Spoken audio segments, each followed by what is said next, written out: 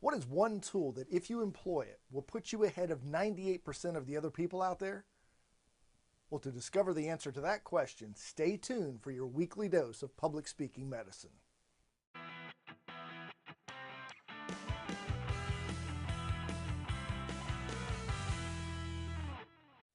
Hi, this is Michael Davis, your public speaking MD. So what is this tool that, if you employ, will move you ahead of most other speakers, salespeople, or leaders? It's the act of actually speaking.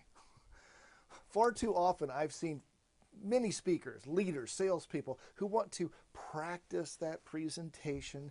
They want to refine it. They want to improve the opening. They've got to get the best stories in there. Oh, in the conclusion, it's just not ready. Well, guess what? It's never going to be completely ready. If you want to stand out from the crowd, just go out there and talk. I know what you may be thinking. Michael, that's pretty obvious. Are you going to waste my time in this video telling me to go out and speak? Yes, actually I am. I'm still surprised at how many people intend to speak, intend to give the sales presentation, intend to give up and lead their people when the speech is right. Well, guess what? It's never going to be perfect. One of the best pieces of advice I've ever gotten, not just in speaking but in life, comes from my good friend and mentor, Darren LaCroix. He's a world-class speaker. And early on in my speaking career, he taught me, Michael, done is far more profitable than perfect.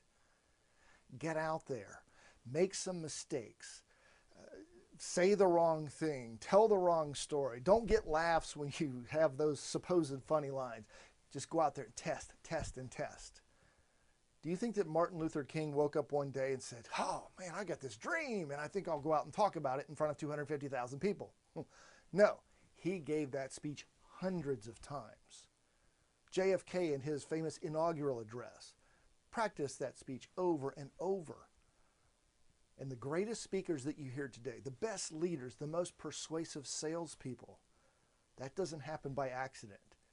And I promise you, they've failed many times. They've missed sales. Leaders have had people leave their team. Speakers have had audiences who didn't like their message. Okay. You don't get from step 1 to step 10 overnight. You go there incrementally. As one of my other coaches, Craig Valentine, has said, long-lasting permanent change occurs when you change small, change often. Same thing with the speech. You're not going to write the perfect opening and the most powerful supporting points and the audience rousing conclusion all at once. You work on each part one at a time. Think about this video series that you've been watching. Hopefully this, if it's your first one, welcome. If not, hopefully you've enjoyed the others, but there's been an evolution. Previous versions of these lessons were filmed in a basement office with wood paneling straight out of the 70s and a picture of Muhammad Ali behind me. Still have the picture, love it. But my point is, I followed Darren's advice. I just started shooting videos. What was most important to me is that you've got good content that you can immediately take out and improve your own presentations. I knew the look would be better. Now, look behind me. I've got white background now, a little more visually pleasing. See, the best compliment you could give me about these videos is, Mike, I love that tip. I took it, I used it, made my speech a lot better.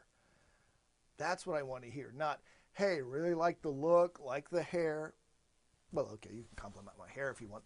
But the jacket, the stethoscope, those are all nice. They add to the visual aspect, but what's most important is the message. And I didn't get here overnight.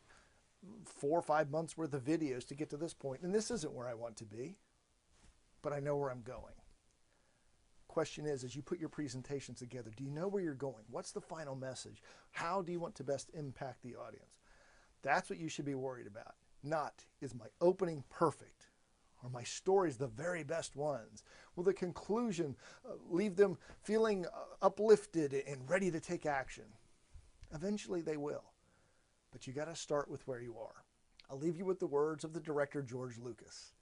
And I'm paraphrasing, but I once read an article and he said, you know, when it comes to movie making, you never really do complete your movie. You never finish it the way you want.